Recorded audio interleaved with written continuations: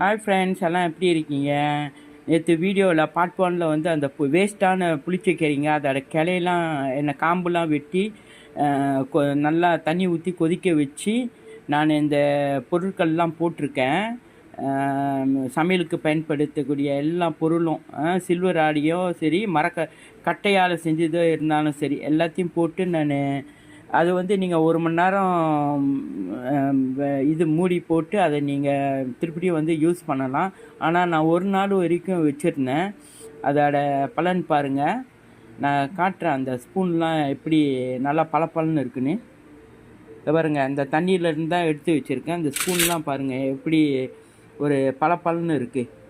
So அதில் வந்து அந்த வாடைங்க, அந்த அந்த ஸ்பூனில் உள்ள வாடைங்க, அப்புறம் அப்பத்திருப்பியில் உள்ள வாடைங்க எல்லாம் போயிடும் ஃப்ரெண்ட்ஸ்.